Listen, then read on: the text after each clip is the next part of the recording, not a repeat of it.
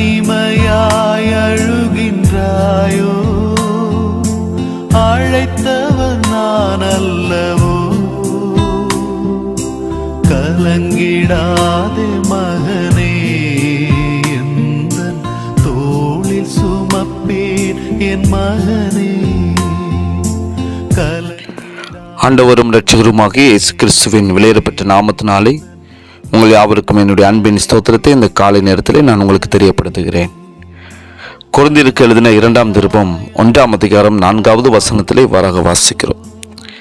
தேவனால் எங்களுக்கு அருளப்படுகிற ஆறுதலினாலே எந்த உபத்திரவத்திலாகிலும் அகப்படுகிறவர்களுக்கு நாங்கள் ஆறுதல் செய்ய திராணியுள்ளவர்களாகும்படி எங்களுக்கு வரும் சகல உபத்திரவங்களிலேயும் அவரே எங்களுக்கு ஆறுதல் செய்கிறவர் என்று சொல்லி நாம் பார்க்கிறோம். கிறிஸ்துவுக்குள் அன்பான தேவனுடைய பிள்ளைகளை, எருசலேமிலே பெதஸ்தா என்னப்பட்டதான ஒரு குளத்தருகே 38 வருஷம் வியாதி கொண்டிருந்த மனுஷன் காணப்பட்டான். பண்டிகை நாட்களில் அங்கு அநேகமாயிரம் ஜனங்கள் கூடியிருப்பார்கள். யூத மத தலைவர்கள், பரிசேயர், சதுசேயர் எனப்பட்ட வகுப்பை சேர்ந்தவர்களும் வேத வல்லுநர்கள் யாவரும் அங்கே கடந்து வருவார்கள். ஆனாலும் இந்த மனிதனுடைய வாழ்வு அங்குள்ள யாருக்கும் ஒரு பொருட்டாகவே தோன்றவில்லை. மனிதர்கள் கைவிட்டாலும் நம்மை படைத்த தேவன் மறந்து போவாரோ? அவர் ஒரு நாளும் மறந்து போவதில்லை.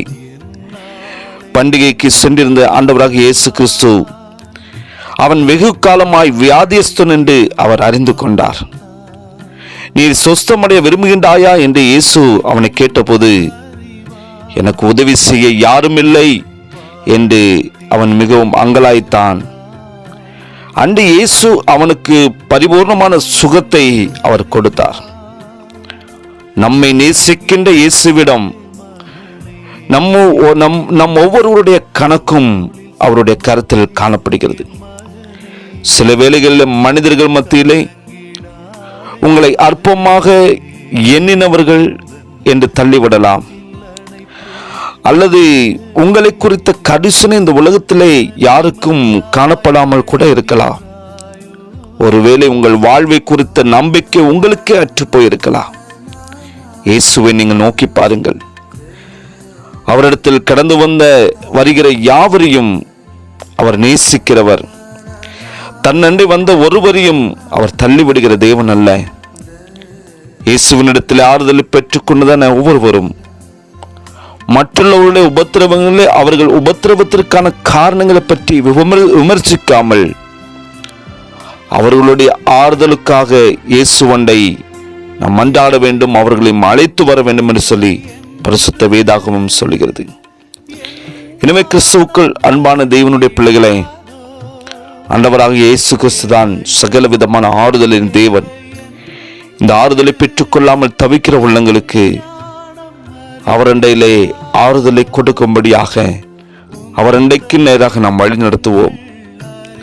தேவனால் எங்களுக்கு அருளப்படுகிற ஆறுதலினாலே எந்த உபத்திரவத்தில் ஆகிலும் அகப்படுகிறவர்களுக்கு நாங்கள் ஆறுதல் செய்ய திராணியுள்ளவர்களாகும்படி எங்களுக்கு வரும் சகல உபத்திரவங்களிலேயும் அவரே எங்களுக்கு ஆறுதல் செய்கிறவர் என்று சொல்லி நாம் பார்த்தது போல, நமக்கு ஆறுதல் தருகிற தேவன், நம்ம ஒவ்வொருவரையும் ஆறுதல் படுத்தி நம்மை தேற்றுகிற தேவன், அவரை குறித்து மற்றவர்களுக்கும் ஆறுதலற்று இருக்கிறவர்களுக்கு ஆறுதலை கொடுக்கும்படியாக கர்த்தர் நம்மை இந்த பூமியில வைத்திருக்கிறார்.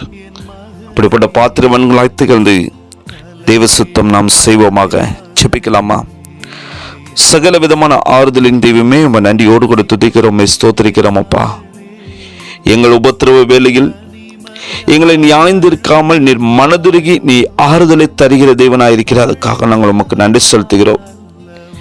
இப்படி ஆறுதல் இல்லாமல் காணப்படுகிற ஜனங்களுக்கு நாங்கள் ஆறுதலாக இருக்க பரிசுத்த ஆவியானவர் நீர் எங்களுக்கு துணை செய்வீராக. இரட்சகர் இயேசுவின் நாமத்தில் ஜெபிக்கிற நல்ல பிதாவே, ஆமேன், ஆமேன்.